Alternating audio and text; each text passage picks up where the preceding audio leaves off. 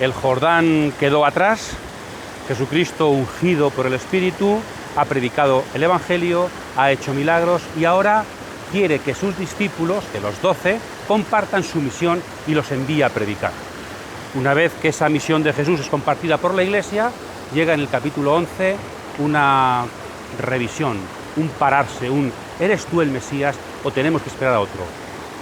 Resuenan los ecos del Jordán y de Juan Bautista. ¿Será este el Mesías que teníamos que esperar?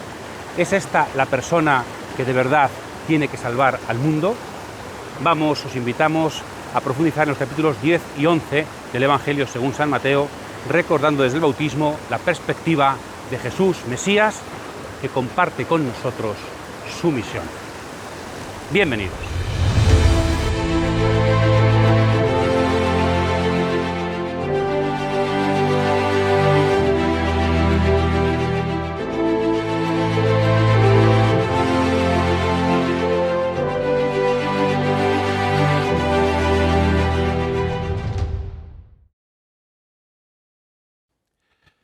Vamos a dedicar este vídeo a trabajar sobre dos capítulos, también otra vez dos capítulos de San Mateo, los capítulos 10 y 11. Hemos trabajado el discurso del monte, capítulos 5, 6 y 7, un bloque compacto muy sencillo. Hemos trabajado el bloque de los milagros, capítulos 8 y 9, un bloque compacto muy sencillo.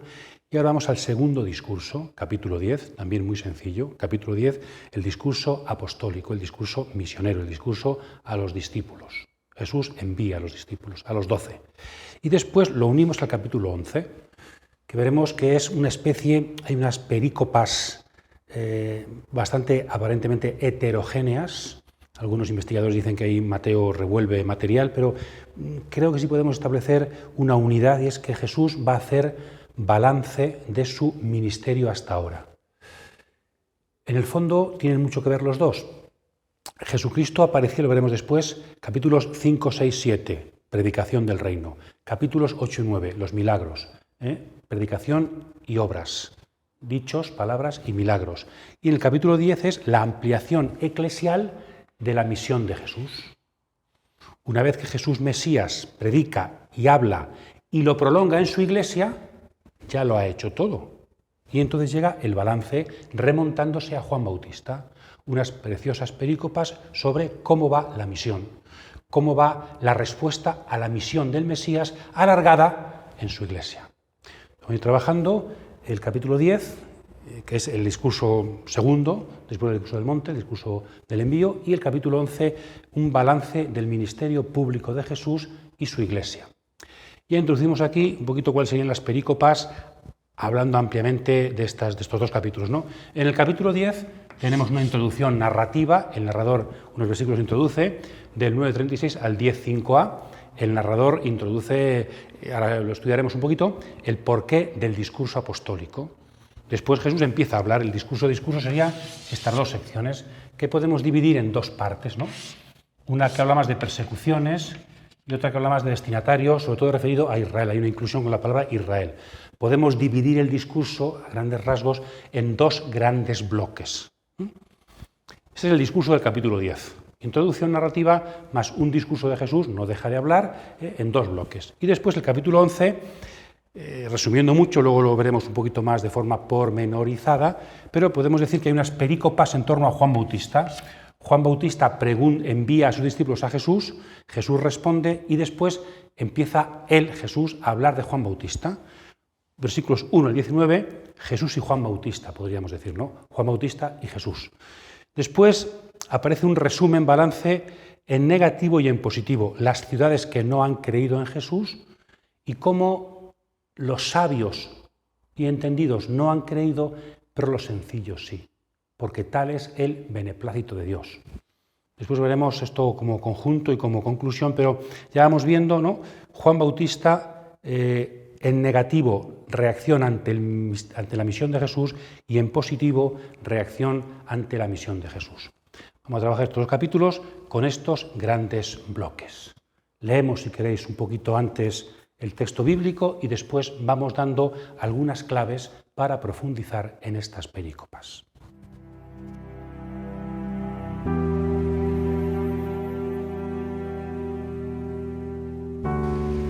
Al ver tanta gente, sintió compasión de ellos, porque estaban vejados y abatidos como ovejas que no tienen pastor. Entonces dijo a sus discípulos: La mies es mucha y los obreros poco. Rogad, pues, al dueño de la mies que envíe obreros a su mies. Jesús llamó a sus 12 discípulos y les dio poder para expulsar a los espíritus inmundos y para curar toda enfermedad y toda dolencia.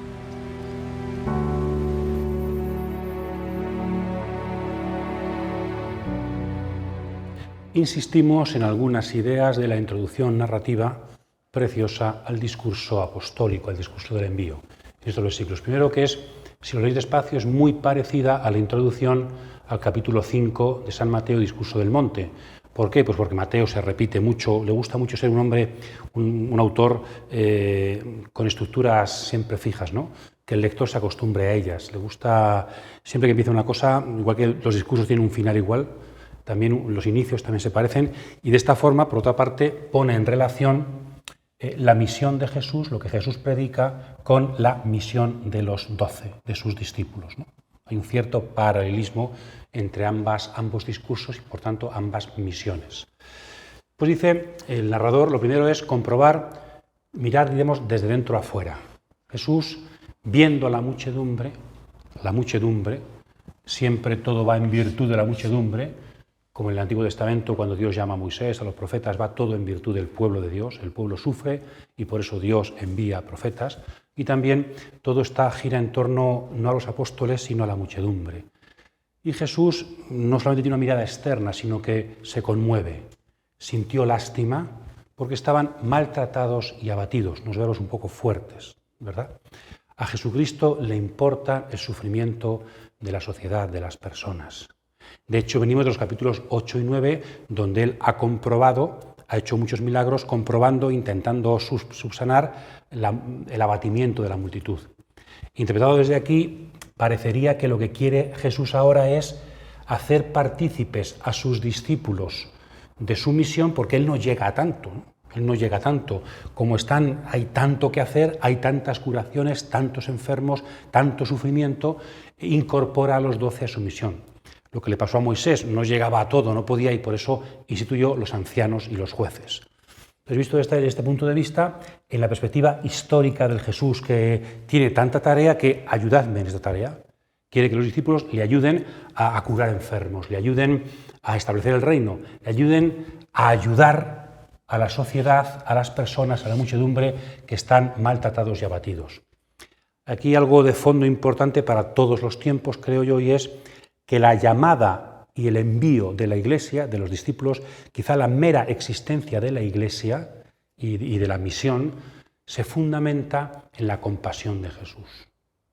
Porque a Dios, porque a Jesús le importan las personas, envía a la Iglesia. Existe el cristianismo. Entonces, nuestras raíces son la compasión de Jesús por el pueblo, la compasión de Jesús por la gente que sufre. Esa es la raíz del envío de los discípulos. Importante, ¿verdad? Después estaban un ejemplo bíblico, o mejor dicho, hay dos ejemplos, uno más bíblico que otro, como ovejas sin pastor. Esta es una frase que aparece varias veces en la Biblia, Ezequiel 34, en Judith, pero sobre todo quizá lo más importante sea el texto en el que Moisés sabe que va a morir, y entonces él no se queja contra Dios, sino que le dice, bueno, nómbrame un sucesor para que no quede el pueblo, el éxodo no ha terminado, están todavía en el desierto, que yo muero, que no quede el pueblo de Dios como ovejas sin pastor. Hace falta un sucesor de Moisés, que se nombrará a Josué, cuyo nombre en hebreo es igual que el de Jesús. Entonces aquí parece que Jesús es el nuevo Moisés que quiere tener nuevos Josués que continúen su misión, aunque aquí Jesús no se ha ido todavía, sino que participan en su misión. Entonces, la importancia del pueblo visto como ovejas que necesita pastores. Jesús quiere que los 12 compartan su tarea pastoral. Esto tiene mucho que ver con lo anterior, ¿no? El pastor se preocupa por las ovejas, el buen pastor, Juan capítulo 10, porque le importan las ovejas. Y por eso nombra compañeros suyos que le acompañen, que le ayuden. Y después dice, le dice a los discípulos, la mies es superior a los obreros, la mies es abundante y los obreros son pocos. Un segundo ejemplo, el ejemplo del pastor está tomado del mundo pastoril, del mundo nómada, del mundo de los animales, ¿verdad? Y en cambio, la mies es un ejemplo que está tomando del mundo agrícola, ganadero y agrícola. El tema del pastor subraya más esa simbología de la misericordia, de conducir al pueblo, y el tema de la mies es un tema bíblico también, donde aparece más referido al juicio escatológico, la cosecha, ¿verdad? La cosecha. Entonces también aquí ya aparece no solamente la misericordia de Jesús, sino que se va sugiriendo, y después lo veremos explicitado en el discurso, la dimensión escatológica del envío. ¿Por qué envía Jesús a sus discípulos? No solamente por compasión a la muchedumbre, sobre todo, sino también porque el tiempo se acaba, porque llega el final de los tiempos, porque la mies está preparada para la siega y hacen falta obreros. Hace falta decirle a la gente que esto está ya llegando a su fin. La dimensión escatológica, la dimensión final que tiene toda misión en la Iglesia. ¿Y qué es lo primero que tiene que hacer el obrero, el que va a ser llamado, el enviado? Rezar. Aquí podemos interpretar esta relación, yo creo, de dos formas. Como la mies ahora mismo es mucha y no hay obreros suficientes, rogad para que envíe más obreros. Puede ser algo circunstancial. Entonces, cuando sí hay obreros, no hace falta rezar. Solamente habría que rezar al dueño de la mies cuando hay escasez. Es una forma de interpretarlo, pero creo que es incorrecta. Yo creo que de alguna forma está diciendo Jesús que la mies siempre será superior a los obreros. Siempre habrá más trabajo y por eso siempre hará falta rezar. Rezar al dueño de la mies. La oración es la base de la misión. Antes de ser enviados, ser personas orantes, porque hacen falta obreros. Y aquí también este orad al dueño creo que tiene dos matices importantes.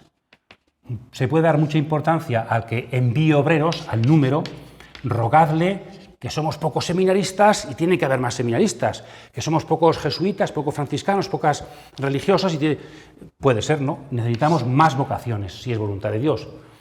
O también insistir en la persona, en Dios, es decir, que sea Él el que siempre envíe. El número no sabemos, porque siempre seremos insuficientes, pero rezar significa depender en la misión siempre del dueño de la misión. Que Él quiere enviar muchos, bien. Que Él quiere enviar pocos, que responden pocos, pero la perspectiva orante significa que la misión no es nuestra. No solamente rezamos a Dios porque no estamos suficientes, sino porque la misión es suya. Y a veces solo nos damos cuenta de que la misión es suya cuando somos pocos. Yo a veces me pregunto, y no tengo ni idea, pero me pregunto, a veces Dios permitirá, no lo sé, que seamos pocos para que nos demos cuenta de que le necesitamos? Entonces, rezar. La clave al comenzar la misión es la compasión de Jesús y la oración de sus discípulos. Ahí se enraiza, yo creo, toda misión eclesial. Y entonces dice que que manda, envía a 12, el número 12, los 12 apóstoles, aunque luego dice que envía a 12 discípulos. Bien, los 12. A diferencia de Lucas y de Marcos, el Evangelio según San Mateo, buscarlo, no tiene una elección de los 12. En San Marcos se distingue la elección, la institución de los 12, Marcos 3, del envío de los 12, Marcos 6. En Mateo no hay nada parecido a Marcos 3. En Mateo no se nos cuenta la institución de los 12, su elección, sino que está, Mateo 10 es Marcos 6, el envío. Mateo menciona a los 12 cuando son enviados. No hay una elección previa. Esto habría que irnos a Marcos y a Lucas para saber que existió. Porque a Mateo le importa sobre todo eso, el tema del envío. ¿Quiénes son enviados? ¿Los 12 apóstoles o los 12 discípulos? Son los mismos. ¿Pero qué son antes, apóstoles o discípulos? Apóstoles significa enviados y discípulos significa seguidores de Jesús. Papa Francisco, ¿verdad?, habla mucho de discípulos misioneros, discípulos apóstoles, que debemos ser todos los cristianos. ¿Jesús envió a 12 apóstoles o envió a 12 discípulos? El matiz no deja de tener importancia, porque si son 12 apóstoles, parece que está naciendo el ministerio en la Iglesia. Si son 12 discípulos, parece que esto se aplica a toda la Iglesia. Entonces, ¿a quién va dirigido este? Hoy, ¿cómo interpretaríamos esto? ¿A quién hay que aplicar hoy Mateo 10? ¿Hay que aplicarlo a los obispos, a los presbíteros, sacerdotes, a los diáconos, a los catequistas, a todos los cristianos? O también, esto fue, porque después dice cosas muy serias, muy exigentes, solamente hay que aplicarlo a unos pocos, los obispos, los ministros, o ni siquiera eso, hay que aplicarlo solamente a los 12 apóstoles históricamente hablando y después ya cambian las cosas. Y hay como 3 niveles, ¿verdad? Aplicarlo solo al pasado, perspectiva histórica, solo a aquel envío, aplicarlo solo a unos pocos, en el pasado y en el presente, los apóstoles, los ministros, o aplicarlo a todos los cristianos. No es fácil la respuesta. Parece que sí, efectivamente, están haciendo, más que en la cuestión de apóstoles y discípulos, el número 12 está diciéndonos que están haciendo un grupo dentro de los discípulos. Pero este grupo, que es importante, tiene una misión de la que, de alguna forma, todos participan. Yo creo que en la Iglesia de hoy habría que aplicarse esto análogamente. Toda la Iglesia evangeliza, pero por eso hay ministros. Toda la Iglesia está consagrada, podemos decir también, por eso hay consagrados. No hay que contraponer, sino que hay que unificar, ¿no? Porque toda la Iglesia es misionera, hay misioneros más específicos. Porque toda la Iglesia es sacerdotal, existen sacerdotes para que la Iglesia sea sacerdotal, ¿no? Entonces, yo creo que aquí San Mateo, adrede, queriendo decir lo que dice, quiere que entendamos que en este envío hay un grupo especial, pero que de alguna forma en ese envío tienen que estar implicados todos los discípulos de la Iglesia, todos los creyentes. Luego también esto tiene mucho que ver con el final del Evangelio, Mateo 28, cuando Jesús envíe a los apóstoles, a los 11, a hacer discípulos. Los discípulos hacen discípulos, los apóstoles hacen discípulos. Entonces, una introducción narrativa que nos da las claves de lo que Jesús va a decir, que también hoy, creemos, ¿verdad?, es un mensaje directo a la Iglesia. De hecho, hay una cuestión llamativa y es, a diferencia de Marcos también, cuando acaba el discurso, Mateo no dice, fueron a predicar y luego volvieron, Marcos sí lo dice, pero Mateo no. En Mateo no se nos cuenta que de hecho los apóstoles fueron a predicar. ¿Por qué? Da la impresión de que Mateo 10 es la recopilación de unos dichos de Jesús históricos a sus 12 apóstoles, pero que se han puesto aquí de forma que sean aplicados al lector del Evangelio. A Mateo parece que le importa menos la misión histórica de los 12 que existió y le importa más sacar de allí el material para aplicarlo a toda misión en la Iglesia y en su historia. Porque no nos narra históricamente el hecho del envío, el hecho del cumplimiento del envío, aunque se nos dice que los envió, pero después no se nos dice que de hecho fueron a hacerlo. Pues ahí tampoco al final del Evangelio se nos dirá que lo hicieron. ¿Por qué? Porque de alguna forma el cumplimiento de Mateo 10 y el cumplimiento de Mateo 28, id por todo el mundo, se sigue hoy realizando. Por eso Mateo no quiere ponerlo como realizándose, porque hoy los lectores seguimos realizando lo que Jesús envió, lo que Jesús mandó a sus 12 apóstoles ya en la vida pública, Mateo 10, y después resucitado, Mateo 28. Nosotros somos los que estamos llamados a cumplir las indicaciones de Jesús para la misión.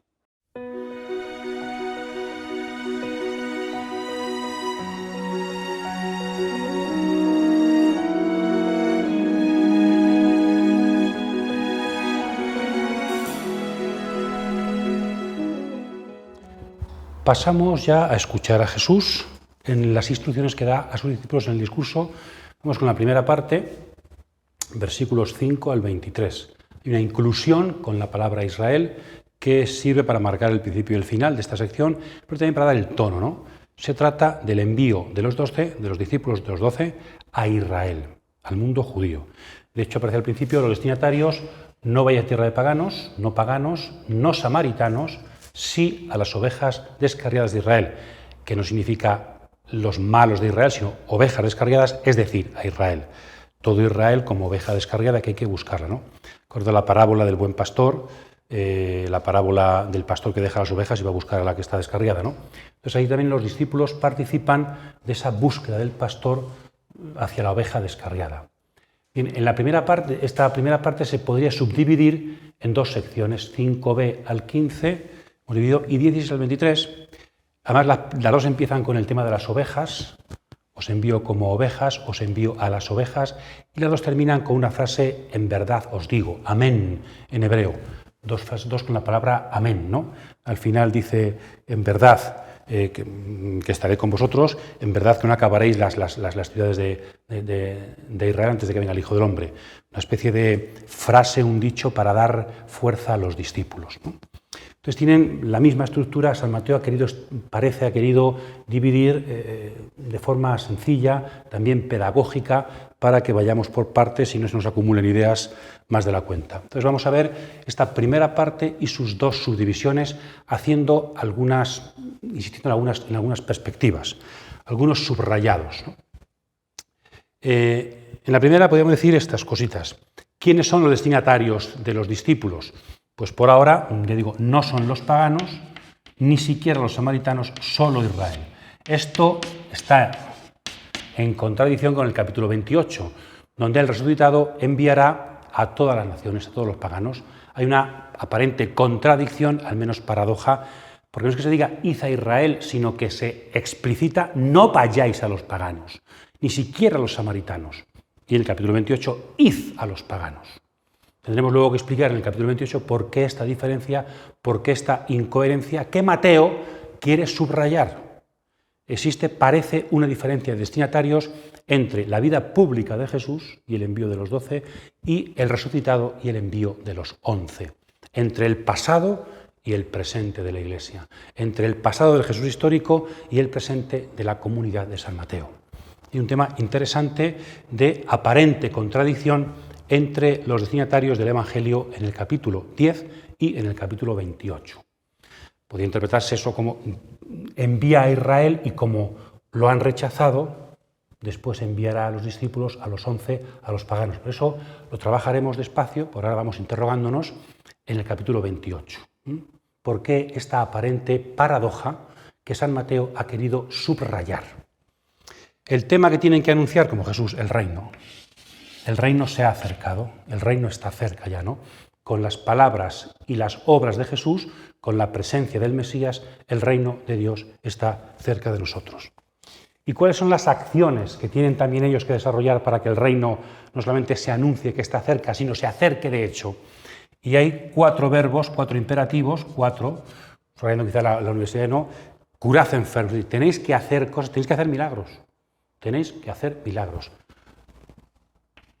Palabras y obras, como Jesús. Los discípulos anuncian y hacen. Esto ya en la Iglesia primitiva creó problemas, porque la Iglesia de los Padres Apostólicos, la Iglesia posterior, la Iglesia actual, ¿dónde están los milagros de la Iglesia? Esto de hacer milagros, de curar enfermos, por ejemplo, expulsar demonios, ¿forma parte de la misión siempre de la Iglesia o solamente de la época de Jesús y de la época de sus discípulos? ¿Se podría también aplicar este mandato a la actualidad? ¿Hacen falta los milagros? Entonces aquí hay gente que dice, no, solamente de la antigüedad. Otros, sí, también la actualidad. Otros, no, los milagros son simbólicamente hablando. Otros, los milagros son que la Iglesia pues ame a los demás, y difícil de interpretar. Pero sí parece que tanto para Jesús como para San Mateo, el evangelista de Jesús, forma parte de la misión de la Iglesia los signos, los milagros, sean más espectaculares o menos. La misión de la Iglesia tiene que ver no solamente con anunciar un reino, sino con sanar, con cuidar, con curar. ¿Esto cómo se puede hoy aplicar? Pues será fácil o difícil la aplicación, pero creo que no podemos eliminar esta dimensión del envío de los apóstoles. Y después, ¿con qué estilo? Gratis lo habéis recibido, dadlo gratis, la gratuidad. Y después dice las cosas que no deben llevar. 7. Te voy a decir el número 4, 7 cosas de las que deben desprenderse. Pues el calzado, el manto, el bastón para defenderse, tantas cosas. Es una exageración, hasta hay que ir descalzos. Hay que ir descalzos. Si esto era difícil de aplicar a la Iglesia posterior, esto todavía más. ¿Esto a quién se refiere? ¿Se refiere solamente a los 12 en la época de Jesús? ¿Se refiere a un grupo de itinerantes que había en tiempo de San Mateo, pero que no es aplicable a toda la Iglesia? ¿Realmente Jesús quiere que los apóstoles del reino viajen descalzos con una sola túnica, sin dinero, sin calderilla, sin bastón? ¿Qué significa esto? ¿Cómo? Porque esto se puede interpretar de forma fundamentalista o también de forma alegórica, que es una forma, yo creo, de rebajar la exigencia. No, ir sin bastón significa ir sin violencia. Ir sin zapatos significaría pues sin estar agarrados al suelo. Eso es verdad. Podemos reducir alegóricamente las exigencias de Jesús a sus discípulos. O el extremo contrario, tenemos que interpretar de forma literalista esta lista y por eso debemos casi no llevar calzado, ni dos túnicas, ni... ¿Cómo interpretar esto? Primero no es fácil. Habrá que ver que aquí hay una exigencia como el Sermón del Monte. ¿Quién es capaz de cumplir, de vivir el Sermón del Monte? Nadie. ¿Quién es capaz de vivir el estilo de la misión? Nadie.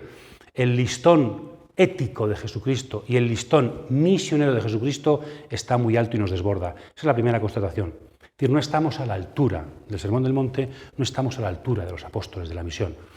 Y es una llamada de atención, ¿no? Tenéis siempre que tender hacia el desprendimiento, tenéis siempre que tender a la gratuidad. Y esto no tanto como una norma de ley, cuanto creo yo habría que interpretarlo en el lenguaje de los antiguos profetas, cómo hacían ellos también acciones simbólicas. Y Ezequiel, que se ponía el velo, iba y cogía un atillo y se iba... O sea, acciones simbólicas para llamar la atención. Entonces aquí también lo que dice Jesucristo es que de vez en cuando hay que tener un estilo de desprendimiento, de desasimiento, de desvalimiento para llamar la atención, no solamente con las palabras y con las obras, sino con el estilo. O sea, aquí hay una verdad muy grande, insisto, que no podemos interpretar de forma fundamentalista, literalista, pero tampoco podemos rebajar. Entonces, el Señor nos llama a realizar acciones simbólicas como los profetas, también a la hora de nuestro estilo. Yo creo, sin ser, insisto, perfeccionistas, rigoristas, pero que en esto la Iglesia siempre tiene que estar cotejando su estilo con el Evangelio y nunca estaremos a la altura. Por eso nuestra misión no es juzgar a la Iglesia, juzgar a los misioneros, sino que es revisarnos e intentar acercarnos cada día más a ese ideal radical que San Mateo nos transmite de parte de Jesús. Siempre el desprendimiento será una dimensión necesaria de los misioneros. Quizá a veces tenemos poco fruto, quizá, no lo sé, porque somos poco desprendidos, porque vivimos una misión quizá demasiado poco gratuita, porque a lo mejor hay mucha calderilla en nuestros bolsillos, porque a lo mejor tenemos muchos trajes, muchos medios y mucho calzado. Yo no lo sé, pero el Evangelio ahí está para seguir despertando a los profetas, no como una piedra arrojadiza contra los hermanos. Tú no cumples, tú no eres, no, sino un criterio para revisarme a mí mismo. La Iglesia que se revisa a sí misma y dice, estamos a la altura de Jesús, es decir, estamos a la bajura de Jesús. Somos suficientemente desprendidos como Él, tenemos suficientemente pocas cosas como Él. Creo que aquí hay algo importante y que tenemos que intentar eso, ni alegorizar simbólicamente para descargar, ni interpretar de forma fundamentalista, sino como una llamada profética a nosotros, que también nosotros, viviéndolo un poco, llamemos proféticamente a los demás, para que el reino sea realidad en sus vidas, para que les llame la atención y despierten. Y luego, cómo tienen que llegar a una ciudad, a una casa, y si no les reciben, pues salida de esa casa, ¿no? También tienen que aceptar que haya ciudades en donde no sean aceptados los apóstoles. También es posible el no al reino, como en el caso de Jesús, también hay gente que le dijo no, hace falta el no al reino. Y muy interesante, cuando lleguéis, saludad con la paz. La paz no es un mero saludo, buenos días, paz, shalom, sino que tiene que ver más bien con la paz mesiánica, y sobre todo hay un texto muy bonito, para mí el más importante quizá del Antiguo Testamento para ver la misión de Jesús, Isaías 52:7, que aparecen dos conceptos muy de Jesús, el concepto de evangelizar y reino de Dios, y un tercer concepto, la paz. El mensajero que anuncia la paz, Entonces, ¿quiénes son los discípulos? Pues son los mensajeros que anuncian la paz, el evangelio de la paz, el evangelio del reino de Dios. Reino de Dios y paz van unidos. Entonces, esto sería pues, los mandatos, cómo quiere Jesús, lo que Jesús quiere que sus discípulos prediquen y hagan y con qué estilo quiere que lo hagan en medio de la misión. Y la segunda parte vuelve a empezar con las ovejas. Aquí ya no son que os envío a las ovejas de Israel, sino que os envío como ovejas. Frente a los animales, como ovejas entre lobos, después otros animales dirá, sed como las palomas y como las serpientes, parejas de animales, unas contrapuestas y otras no. Los animales como simbología para reflexionar. Este yo os envío es muy interesante, como ovejas en medio de lobos. Aquí el énfasis está en el yo os envío. Es voluntad de Jesús que los misioneros estén por debajo de los enemigos. Jesús quiere que sus enviados sean ovejas, no se conviertan en lobos para vencer a los lobos y así que sea más exitosa su misión. Cuando nos convertimos en lobos, estamos a la altura de los enemigos, la misión no tiene éxito. Tiene que ver también con el estilo de desprendimiento que hemos dicho antes, ¿verdad? Entonces, siempre tendréis que ser ovejas en medio de lobos. No caigáis en la trampa de luchar contra los lobos con sus armas. Hay un texto, por cierto, en Isaías 11:6, donde dice que la oveja y el lobo pacerán juntos en la época mesiánica. Todavía no ha llegado la época mesiánica y en el mundo hay lobos, hay persecuciones. Vosotros tenéis que tener claro que ante la persecución seguid siendo ovejas. Os envío a las ovejas y os envío como ovejas. Recordad el libro del Apocalipsis, precioso en esto, donde Jesús es el Cordero, degollado, que lucha contra el dragón y sus bestias. Este es el estilo. Corderos, ovejas frente a lobos, cordero frente a dragones. Somos las ovejas del Cordero, no queremos ser los lobos del dragón. Por eso tenemos que tener mucho cuidado que por conseguir buenos fines misioneros no nos convirtamos en lobos y luchemos con las armas de los lobos, porque aunque venzamos, habremos sido vencidos y no extenderemos el reino del Cordero. Por tanto, sed, aquí hay también una idea un poco difícil, palomas, que es algo positivo, sed sencillos como palomas, y serpientes también aparece en positivo, aunque en la Biblia la serpiente, acordaos de Génesis 3, aparece en negativo, aquí es prudentes como serpientes. No solamente hace falta ser sencillos, sí, sino también hace falta ser inteligentes, serpientes. Algún dicho del Evangelio también habla, los hijos de las tinieblas son más espabilados que los hijos de la luz. Sed también vosotros un poquito espabilados. Haced discernimiento. Hay un dicho judío que dice que hay que ser sencillos ante Dios como palomas y con los paganos cautos como serpientes. Aquí no hay esa diferencia de frente a Dios, frente a los paganos, sino en todo, sed, sí, muy sencillos, muy confiados, pero sed también, tened un poco de rigor, un poco de astucia, un poco de discernimiento, ¿no? Luego, bueno, pues seréis perseguidos, no preparéis. Hay un tema difícil que se puede interpretar de forma fundamentalista. No os preparéis el discurso porque el Espíritu hablará por vosotros. Esto, como el Espíritu habla por los misioneros, no tiene que lo que me surja en el Espíritu cada momento, eso iría en contra de otros textos del Evangelio. O sea, confiad en el Espíritu, pero precisamente por eso, ya sabéis siempre que en la Biblia, en la forma de interpretar Dios y la creación, a Dios rogando con el mazo dando, siempre aparecen juntos el esfuerzo humano y la gracia de Dios. La gracia y el esfuerzo no son contradictorios, sino todo lo contrario. Cuanta más gracia, más esfuerzo. Cuanto más esfuerzo, más gracia. Entonces, el que el Espíritu hable por nosotros no implica que dejemos de trabajar, preparar el discurso. Imaginaos un sacerdote que nunca se prepara su homilía, porque como el Espíritu hablará por medio de él, pues seguramente los feligreses van a estar muy poco contentos con el sacerdote, ¿verdad? Que el Espíritu hable requiere, como en San Mateo, el Espíritu inspiró a San Mateo, pero él se preparó, él estudió, la inspiración no evita el trabajo humano, sino todo lo contrario. Y luego, pues eso, las persecuciones os entregarán, por tanto, huid. A veces hay que huir. Otras, veis que siempre el Evangelio tiene ideas aparentemente paradójicas. Juan 10. El asalariado huye cuando llega el lobo. Aquí, en cambio, dice, por tanto, no huyáis, diría Jesús en Juan 10. Aquí, en cambio, cuando os persigan, huid. No son cosas contradictorias. Hay momentos en los que hay que huir, pero cuando el bien del rebaño, si hay que entregar la vida por el rebaño, Juan 10 se entrega la vida por el rebaño. Pero cuando se persigue, y acordaos de la huida a Egipto, en Mateo 2 también, el mismo Jesús, ¿no? Entonces no son cosas contradictorias. No huimos como asalariados, pero a veces la mejor forma de enfrentarse a los lobos y a los dragones es desaparecer un poco, ¿no? Entonces habrá que leer el Evangelio y todas sus perspectivas para no entenderlo de forma contradictoria y superficial, fundamentalista, sino de forma profunda. Y un aviso final. Si tenéis que huir, no os preocupéis. El Hijo del Hombre llegará antes de que se acaben las ciudades de Israel. A mí siempre me llama mucho la atención, ¿no? Me ha llenado el alma de emoción cómo Jesús se preocupa por sus discípulos cuando son perseguidos. Jesús está con ellos y vendrá, no dejará de venir. Tiene perspectiva escatológica, está cerca el fin de los tiempos y tiene que ver con vuestra misión. Sois misioneros hasta que yo llegue. Estáis en misión, siendo perseguidos a veces, hasta que yo llegue.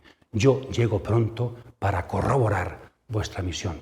Por tanto, no dejéis de confiar en una misión que nos aboca al fin definitivo de los tiempos, cuando vence el Cordero y llega a recompensar a sus discípulos.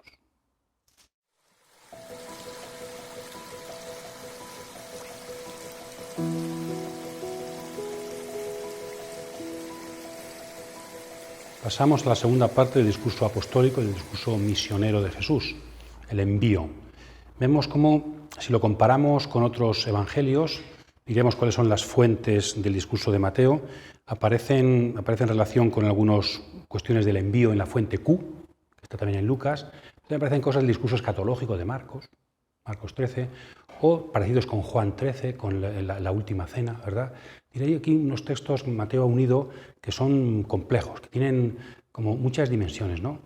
Quiere San Mateo dar una dimensión muy eclesiológica, pero también muy escatológica, y también algunos textos del discurso del llano en Lucas, confiar, el discurso del llano del monte de Mateo, la confianza en Dios. Es material muy heterogéneo que sirve todo él para ver con qué estilo, con qué claves tiene la Iglesia que vivir su envío, su misión. Clave discipular. Bien, esta segunda parte es las dificultades de los discípulos en la misión. Dificultades, pero sostenidos por Dios y por su Mesías. Quizá el texto clave sea estos dos versículos 24 y 25, porque hacen referencia a lo anterior, el porqué de esas persecuciones, y se desarrolla en lo posterior. No es más el discípulo que el maestro. Si a Jesús, el maestro, lo han perseguido, como uno de sus discípulos, hasta le han llamado Beelzebú. Beelzebul, que es el nombre hebreo de uno de los dioses cananeos, Baal, Beel, Zebul, el dios de las alturas, el dios del templo, el dios de la grandeza, que los judíos en el Antiguo Testamento se dice más bien Beelzebub, el dios de las moscas, riéndose un poco de ese dios cananeo que después aparece en los textos posteriores como el príncipe de los demonios. Lo que en el fondo es un nombre de un dios cananeo que en Israel aparece de forma negativa, de forma hasta cómica, el señor de las moscas, Baal-Zebub. Y aquí es un nombre original, Baal-Zebul, el dios de las alturas, pero que es eso, como es un dios pagano, es un signo del demonio, ¿no? Entonces, si a Jesús le han dicho que expulsa demonios en nombre de Beelzebú, ¿cuánto más a vosotros? Os van a poner verdes. La dimensión cristológica de la persecución de la Iglesia. Acordaos de Pablo cuando perseguía a la Iglesia. Saúl, Saúl, ¿por qué me persigues? Cristo se identifica con su Iglesia perseguida. Y después desarrolla, con algunos dichos, como hemos dicho, de procedencia diferente. Dios protege, como los pajarillos, sois más que pajarillos, valéis mucho para Dios y os protege. Eso sí, Dios os protege en la misión, lo cual no significa que evite las persecuciones y dificultades. Muchas veces somos tentados en la vida porque, Señor, ¿dónde estás? Cuando vivimos dificultades, no solamente hay dificultades de la vida, sino dificultades misioneras. Es que me envías a la misión y no me ayudas. Me envías a la misión y no hay fruto. Me envías a la misión y soy un pequeño. Bueno, pues esto lo dijo Jesús. Yo os envío como ovejas en medio de lobos. Entonces, Dios no nos olvida porque no evite las dificultades, sino que Dios está presente en las dificultades y hará que triunfemos si perseveramos.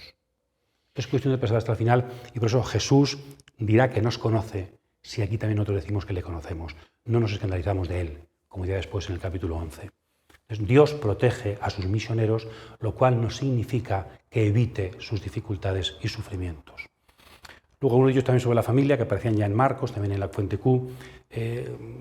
Una nueva familia Jesucristo inaugura y por tanto en vuestra familia no os van a comprender y puede haber personas que os persigan en la familia. No he venido a traer paz, acabo de decir anunciad la paz y ahora no he venido a traer paz. Otra aparente contradicción, ¿verdad? Hay que interpretar cada texto desde el contexto y desde la relación entre ambos. Jesucristo trae la paz mesiánica, pero a veces esa paz pasa por una división, pasa porque cada uno va manifestando quién es y provoca distinciones, quién es de aquí, la cizaña, el trigo. La paz a veces para que llegue, los dolores de parto, ¿verdad? Para que llegue la alegría a veces hace falta parir con dolor, pues la paz también se alumbra a veces en la división. El que no quiera perder todo, pues no va a encontrar el camino, ¿no? Entonces, distintos dichos que se aplican a todos los discípulos de cómo esto es fundamental también se vive en la misión, ¿no? Dispuestos a dejarlo todo por la misión, por la participación en la misión de Jesucristo. Y luego el discurso acaba con unos textos muy bonitos de la hospitalidad. No hospitalidad de los discípulos, sino hospitalidad a los discípulos. Y aquí aparecen tres tipos de personas. Los profetas, que son recibidos y por eso hay recompensa para quien los trata como profetas. Los justos y también los pequeños. ¿Qué significa esto? Algunos piensan que tendríamos aquí la estructura de la comunidad de San Mateo, en la que habría profetas, justos y discípulos sin más.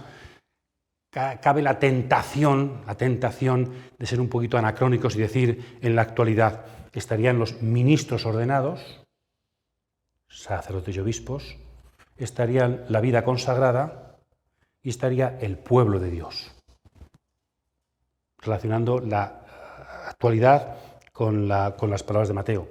Algunos piensan en cambio que profeta y justo se refiere al Antiguo Testamento. Y lo que está Mateo diciendo e insistiendo es sobre todo esto último.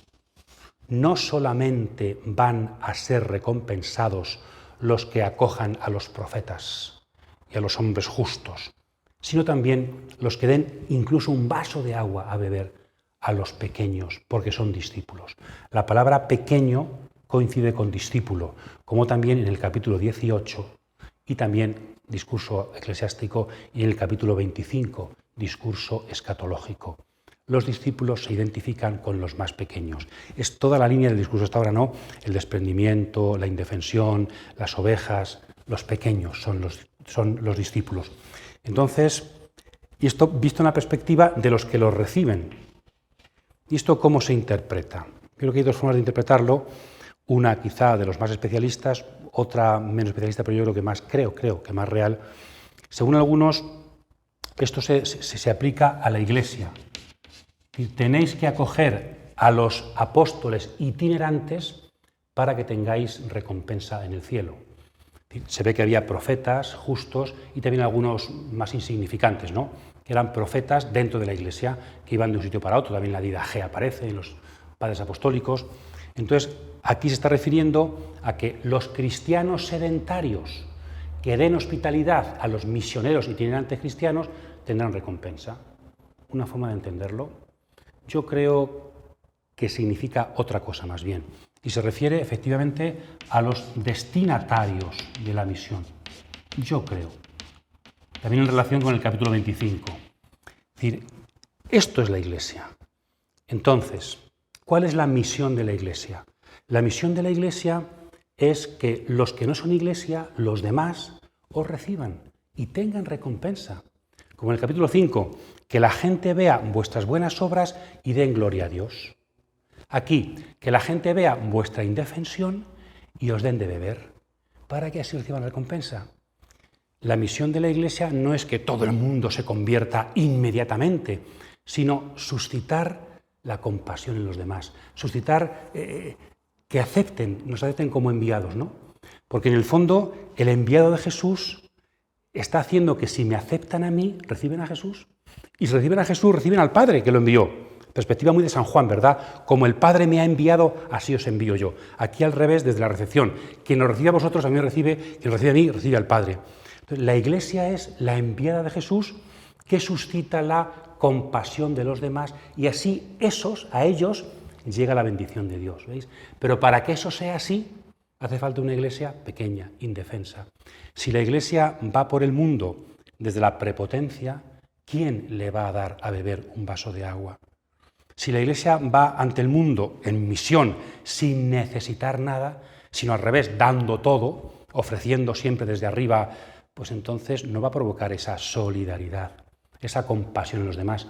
Yo creo que hay una llamada, una llamada de atención a que una iglesia misionera debe ser una iglesia pequeña, porque de esa forma es más fácil llegar a los demás. Acordaos de la samaritana. ¿Qué hace Jesús? El sediento que pide de beber, el pequeño discípulo que pide de beber. La mejor forma que tiene la Iglesia de llegar a los no creyentes es desde la necesidad, desde la pequeñez. Porque si vamos desde arriba, desde la prepotencia, seguramente provocaremos rechazo o al menos ciertas dudas, ¿no? Pero en cambio, si nos situamos como necesitados, es muy posible que recibamos la compasión de los demás y de esa forma la misericordia de Dios llegue a los demás. También en esta perspectiva podemos interpretarlo, veremos el capítulo 25 de San Mateo, precioso.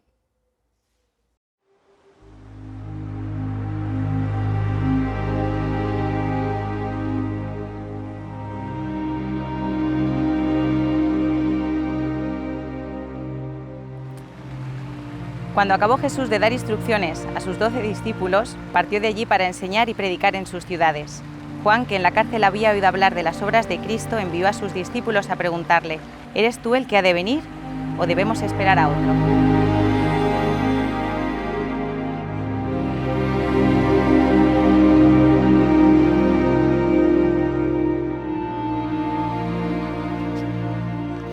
Pasamos ahora al capítulo 11 del Evangelio según San Mateo, precioso. El versículo sirve de conclusión del discurso del monte y transición hacia esta sección. Y como decíamos, después de dar instrucciones, no nos dice los apóstoles fueron a predicar. No. Quien se va, quien sale es Jesús a predicar en las sinagogas, a predicar por las ciudades. Entonces, veis como casi el envío es: esto os he dicho y ahora yo me voy a predicar. Esa relación entre el que está ahora en misión es Jesús. Son instrucciones para que los apóstoles participen de la misión de Jesús, que está dicho a los discípulos oyentes del Evangelio, ¿no? Bien, y después un conjunto de perícopas muy interesantes. Juan Bautista, que aparecía en el capítulo del principio, capítulo 3, ahora está en la cárcel y manda a sus discípulos, Juan Bautista tiene discípulos, a preguntar a Jesús: ¿eres tú el Mesías que yo he predicado, o tenemos que esperar a otro? Algunos interpretan esto como una frase literal de Juan, y es que Juan duda ahora del mesianismo de Jesús, si ya lo conocía como Mesías, lo anunció como Mesías en el capítulo 3, ¿por qué ahora duda? No hay que entenderlo también desde la perspectiva, esto es una tradición de la fuente Q, que en el fondo está queriéndonos decir es, en la pregunta de Juan está representado todo el judaísmo, todo el Antiguo Testamento, incluso los seguidores de Jesús. Este Señor, Jesús de Nazaret, que actúa de tal forma, ¿podemos realmente decir que es el Mesías? No hay ninguna contradicción. El que fue anunciado como Mesías está cumpliendo como Mesías, está viviendo como Mesías. No vale con decir es el Mesías, sino que hace falta actuar, ser el Mesías. Entonces esa pregunta es una pregunta importante, porque también porque hay una duda en el fondo para todos, y es: ¿este es el mesianismo que Israel esperaba? De hecho, la última frase, dichoso el que no se escandaliza de mí, es porque hay gente que se escandalizaba. ¿Qué significa escandalizarse? Escándalo, piedra de tropiezo, alguien que tropieza conmigo. Las actividades de Jesús, este Mesías, nos hace tropezar. No esperábamos a un Mesías como este, no creemos que este pueda ser el Mesías, no podemos aceptar que Dios actúe de esta forma. Entonces, debajo de esta pregunta tenemos también algo muy histórico en tiempo de Jesús y después. ¿Este varón judío que actúa y predica así es realmente lo que necesitamos? ¿Es realmente el enviado de Dios en quien podemos poner nuestra esperanza? En la pregunta de Juan está la pregunta no solamente de Israel, sino de toda la humanidad y también alguna vez de los propios discípulos. Señor, ¿eres tú el que tiene que esperar? ¿Eres tú mi Señor? ¿Eres tú mi Salvador y mi Mesías? Y Jesús le preguntan por la persona, por sí mismo, y responde, no responde sí o no, sino que la respuesta está en mirad. La respuesta está en el hoy, en el mirad lo que está pasando. Las curaciones y la predicación a los pobres, las obras y las palabras de Jesús, que es lo que venimos de ver en los capítulos 5 al 9. Las obras y las palabras de Jesús. Entonces, lo que responde a esa pregunta es cómo predica Jesús y las obras del Mesías Jesús. La respuesta lo da su vida. Igual que los discípulos también, por sus obras, por sus frutos son conocidos, Jesús lo dice, por sus frutos los conoceréis, lo aplica en el capítulo 7, por mis frutos me conoceréis. Ahí está la respuesta, ¿no? Jesús no da una respuesta teórica, sino que la respuesta está en su historia. En la historia de Jesús conocemos a la persona de Jesús. En la actividad y las palabras y el estilo de Jesús comprendemos que Él es el enviado de Dios. Esto es muy importante para nosotros, que tenemos que hacer una cristología muy abstracta y muy... ¿Quién es Jesús? Leed el Evangelio. ¿Quién es Jesús? Escuchad su palabra. ¿Quién es Jesús? Ved cómo actúa. Ese es Jesús. Conocemos a Jesús, la persona, a través de la historia de Jesús.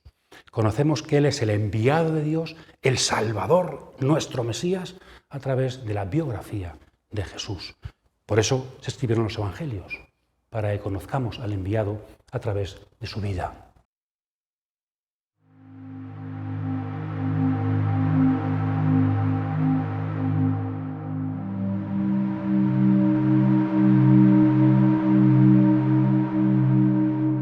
Entonces se puso a maldecir a los pueblos en los que habían realizado la mayoría de sus milagros, porque no se habían convertido. ¡Ay de ti, Corazín! ¡Ay de ti, Betsaida! Porque si en Tiro y en Sidón se hubieran hecho los milagros que se han hecho en vosotras, hace tiempo que se habrían convertido cubiertos de sayal y sentados en ceniza. Por eso os digo que el día del juicio habrá menos rigor para Tiro y Sidón que para vosotras.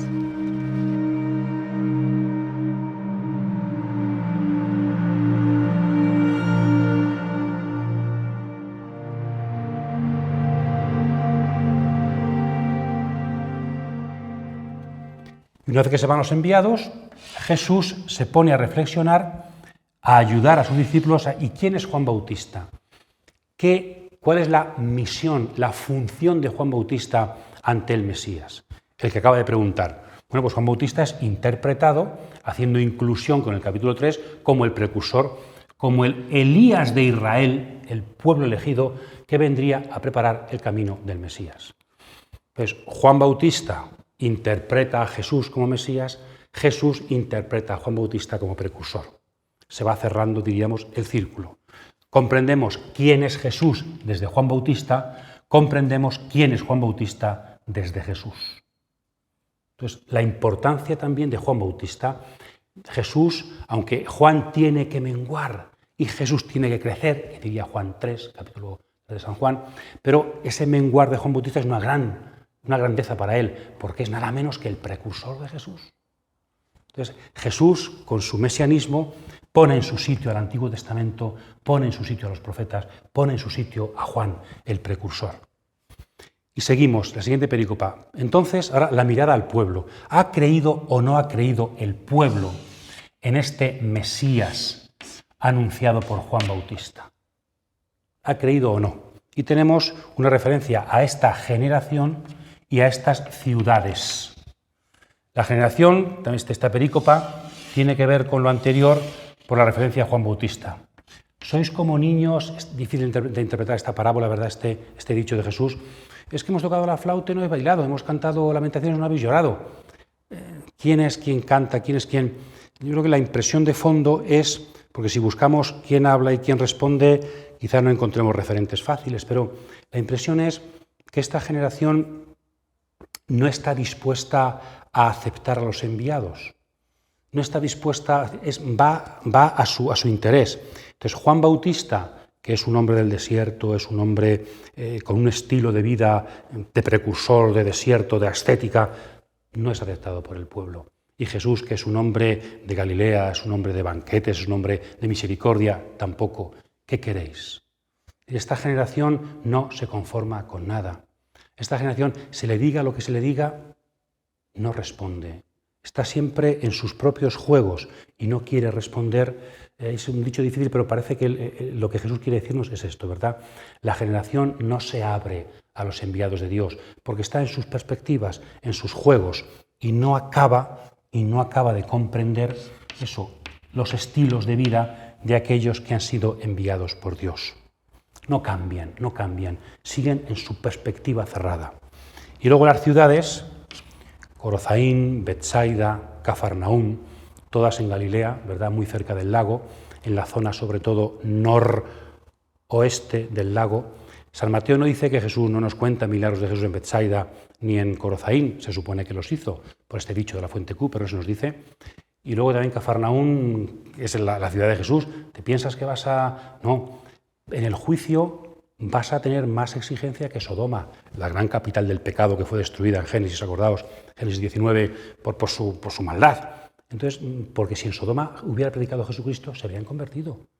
En cambio, Jesucristo ha predicado en ti y no te has convertido. Entonces, la exigencia, lo que se está haciendo aquí es un balance más bien negativo. Esta generación y estas ciudades no acaban de aceptar al Mesías anunciado por Juan, que obra y predica Jesús de Nazaret. No lo han aceptado y por tanto van a tener un juicio riguroso. Balance a mitad del Evangelio, al principio del Evangelio, un poco negativo. Pero no es esto suficiente. ¿Esto por qué? ¿Ha fallado Jesús? Es que sí es el Mesías, pero hay gente para la que ha sido escándalo. ¿Por qué es esto? ¿Porque Jesús ha fallado? No. ¿Porque la gente es muy mala? No solo. ¿Por qué? La razón profunda de todo esto está en la voluntad de Dios, como también la razón profunda de la cruz y en Hechos de los Apóstoles en el rechazo al Evangelio. Aparecen aquí dos perícopas, una oración de Jesús y una invitación a los discípulos. Yo te bendigo, Padre, porque has escondido estas cosas a los sabios y entendidos. Se ha revelado a la gente sencilla. Aquí está la razón profunda del rechazo. Hace falta mucha sencillez para entender a Jesús. Los que son sabios y entendidos se escandalizan con Jesús. Pero la razón profunda es la falta de sencillez. La razón profunda, más allá incluso, es la voluntad de Dios. Porque nadie conoce al Padre sino el Hijo y aquel a quien el Hijo se lo quiere revelar. Perspectiva muy de San Juan. Relaciones Padre-Hijo, la revelación, Juan 1:18. El Hijo nos ha contado al Padre, a quien nadie ha visto, ¿no? Perspectiva muy juánica, en el sentido de esa intimidad entre Padre e Hijo y la revelación del Padre por parte del Hijo. Es imposible conocer a Dios si el Hijo no nos lo desvela. Por eso, cuanto más entendidos nos creemos, menos aceptamos la revelación que el Hijo nos trae. Nos escandaliza. ¿Qué va a enseñarnos este carpintero de Nazaret? ¿Qué va a enseñarnos este Mesías de Galilea? Entonces, claro, no puedes comprender. Te falta sencillez para aceptar la revelación del Hijo de Dios. Dios quiere revelarse a los pequeños, porque Él es tan grande. Dios quiere darse a conocer gratuitamente en aquellos que no se creen más, en aquellos que quizá no lo esperaban, en aquellos que son pequeños. La pequeñez es la clave de la sabiduría. Y esto en oración, ¿no? Jesucristo no se lo dice a los discípulos, sino que de alguna forma también es consuelo para el Hijo y su aparente fracaso. Yo sé muy bien lo que está pasando, Padre, y además te doy gracias por ello. Esto es una alabanza. Gracias a Dios los sabios no entienden. Gracias a Dios la gente preparada no entiende. Solamente los pequeños. Gracias, Señor, por esto, porque esto manifiesta tu amor por mí. Esto manifiesta tu grandeza. Cuánta hondura y sabiduría hay aquí que no sé si algún día llegaremos a comprender. Y después una frase ya no dirigida a Dios en oración, sino dirigida a los discípulos, a todo aquel que quiera oír, ¿no? Venid a mí, los que estáis cansados y agobiados. Nos acordamos de las personas cansadas y agobiadas del final del capítulo 9, por la que Jesús envía a los discípulos, ¿no? Venid a mí es la forma que tenía la sabiduría de hablar en el Antiguo Testamento. Inspirado en textos sapienciales, Jesús habla aquí en San Mateo, ¿no? Venid a mí para adquirir sabiduría, venid a mí los cansados y agobiados y yo os aliviaré. Jesucristo es la sabiduría personificada, hecha carne, para que nosotros encontremos el descanso, el sabbat, el sábado. Cuánta también, creo, actualidad tienen estas palabras. Cuánta gente, y no solo paganos, vivimos cansados y agobiados, y no acabamos de encontrar el sábado. Estamos siempre dispersos incluso por cosas pastorales, incluso por motivos religiosos y tareas de la Iglesia. Jesucristo es el descanso, Jesucristo es el sabbat, Él es la sabiduría de los sencillos, que nos da sencillez y descanso. Ahí están las claves. Cuanto más complicados somos y más atareados, Marta, estamos, menos comprendemos las claves del reino. Entonces, acercaos a Jesús para descansar. Y aprended de mí, tomad mi yugo. El yugo, dice después Pedro en Hechos 15, el yugo es la Torá, la ley. Un yugo un poco insoportable, decía Pedro, para judíos y para paganos. Que me dice Jesús, mi yugo, yo no es que no proclame ley, claro que doy mi ley, pero es una ley, es una forma de actuar llevadero, ligero. El yugo como símbolo de los mandamientos, ¿no? Los mandamientos de Jesús son ligeros, son sobrellevables, se puede actuar con ellos. No es una carga insoportable como a veces vivimos las obligaciones de la vida, las obligaciones religiosas, porque no hemos entendido la sencillez de Jesús. Entonces, coged mi yugo, no el de los fariseos, mi yugo, que es llevadero. Y también aprended de mí que soy manso y humilde de corazón. Todo lo que hemos dicho hasta ahora de la pequeñez, las ovejas, en el fondo es aplicarse a los discípulos lo que Jesucristo es. Jesucristo es bienaventurado los mansos, Él es el primer manso. Sed humildes, Él es el primer humilde. Jesucristo es la grandeza de Dios que se acerca a nosotros con el rostro de la humildad y la mansedumbre. Y por eso nos da descanso. La gente atareada, la gente enfadada, no produce descanso, sino que transmite también agobio alrededor. Jesucristo es el gran pacífico, el Salomón nuevo, que nos da el descanso y el sábado definitivo. Pues también de Él aprendemos. Nos acercamos a Él para encontrar nuestro descanso y nos parecemos a Él para también transmitir descanso a los demás. Preciosos textos de los más profundos del Evangelio según San Mateo, donde en relación con Dios, en oración y en relación sapiencial con los discípulos, Jesucristo nos invita a acercarnos a Él para que nos revele la intimidad del Padre y nos dé el descanso y la paz para nuestras vidas.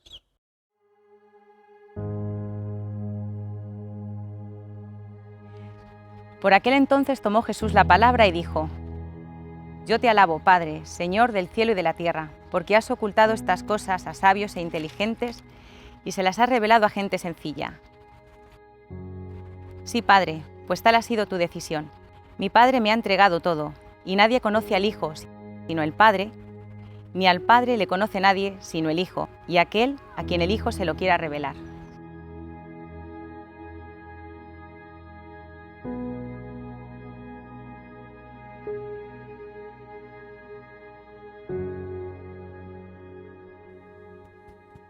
Con el capítulo 11 de San Mateo termina una primera gran sección del Evangelio, creo. A partir del capítulo 12, dicen los expertos, que San Mateo empieza a seguir más de cerca el orden de Marcos. En cambio, los capítulos 1 al 11 ha seguido un poco su propio orden. Eso está hecho adrede, aposta. Vamos a intentar ver cuál sería un poco la lógica de estos capítulos. Los capítulos 1 al 2 son el Evangelio de la infancia, van aparte, el gran prólogo al Evangelio. Pero después, en el capítulo 3, cuando comienza la vida pública, siguiendo a Marcos, siguiéndole, pero muy de forma libre por parte de Mateo, tenemos Juan Bautista que anuncia al Mesías y unge al Mesías. Es el prólogo de la vida pública de Jesús, ¿no? Lo que va adelante. Después, en el capítulo 4, después de los bautismos, las tentaciones, Jesús cambia de lugar como luz de las naciones que veíamos, va a Cafarnaún, luz de las naciones en Galilea. Es la introducción a su ministerio público, ¿no? Ya va empezando a actuar. Y después tenemos el contenido de ese ministerio en dos bloques. Las palabras del reino, discurso del monte, capítulos 5 al 7, y las obras del reino, los hechos, los milagros, capítulos 8 y 9. Este es el contenido esencial. Después de Juan Bautista, que es como el telonero, el prologuista de Jesús, comienza una introducción a su ministerio y luego su ministerio. Pero para San Mateo no es suficiente el ministerio de Jesús, sino que hay una prolongación eclesial de ese ministerio. No está completo el ministerio con lo que Jesús hace, sino que con lo que Él envía a hacer a sus discípulos. Diríamos que el conjunto del ministerio público de Jesús es todo esto, las acciones del Mesías y su prolongación discipular, las acciones y palabras del Mesías y su prolongación eclesial. Esto es lo que tenía que decirnos, a esto ha venido Jesús. Ya está dicho, ya está hecho todo. Por eso en el capítulo 11, ahora, haciendo referencia a Juan Bautista, al prólogo, se cierra un ciclo. Vamos a revisar si aquello que anunció Juan Bautista se ha cumplido. Entonces, ¿qué hay que hacer? Mirar a esto. Cómo habla este hombre, cómo obra este hombre, para saber si es o no el Mesías.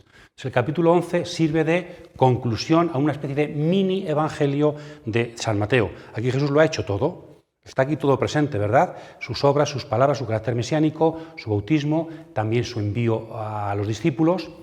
Entonces el capítulo 11 sirve de conclusión a una sección y nos dice en el fondo, todo ha sido un pequeño fracaso, pero por voluntad de Dios. Hay una perspectiva teológica fundamental y por tanto hay una apertura al futuro. El capítulo 11 sirve también de transición. Aunque ha habido una especie de fracaso en las ciudades de Jesús y en esta generación, Jesucristo ha dicho los sencillos, y venid a mí. Vamos a ver si esa nueva oportunidad que Jesucristo da a su pueblo, cómo va a desarrollarse. Vamos a ver si Jesucristo ahora es aceptado o no por Israel. El capítulo 11 resume un primer momento de actividad pública de Jesús, pero se abre a un segundo momento. Todavía hay tiempo. Todavía, si somos capaces de entrar en la sencillez, si somos capaces de acercarnos a Jesús desde el descanso, desde el yugo llevadero, desde la mansedumbre y la humildad, podremos quizá superar este fracaso que hasta ahora ha tenido entre sus gentes el ministerio del Mesías. El capítulo 11 recapitula teologalmente la primera etapa del ministerio y se abre a una segunda oportunidad para que el Mesías siga abriendo caminos al pueblo de Dios, a la conversión, al reino.